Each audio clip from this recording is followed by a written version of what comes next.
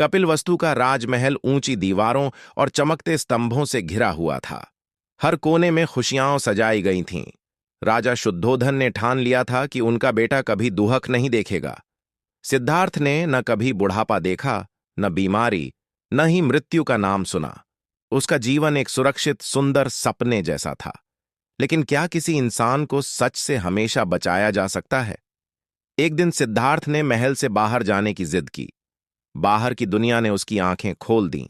उसने एक बूढ़े आदमी को देखा जिसकी आंखों में थकान थी, फिर एक बीमार व्यक्ति जिसकी सांसें बोझिल थीं, उसके बाद एक मृत शरीर जिसके चारों ओर सन्नाटा पसरा था, और अंत में उसने एक साधु को देखा जिसके चेहरे पर अजीब सी शांति थी।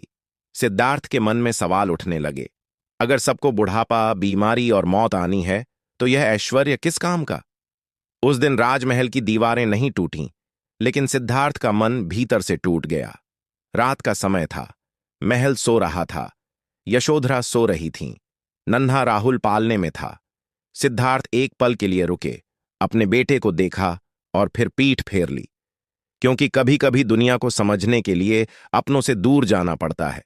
उस रात राजमहल का राजकुमार एक साधु बन गया। जंगल में उसका जीवन शुरू हुआ, भूख, ठंड और मौन के साथ। उसने कठोर तपस्या की, खुद को इतना कष्ट दिया कि शरीर सिर्फ हड्डियों का ढांचा बन गया। कई दिनों तक भोजन नहीं, रातों को नींद नहीं।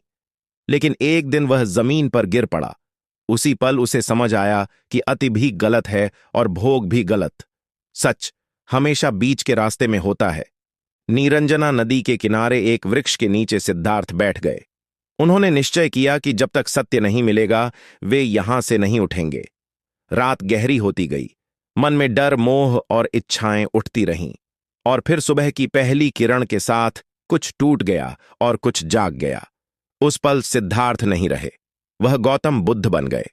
बुद्ध ने दुनिया को करुणा का मार्ग दिखाया।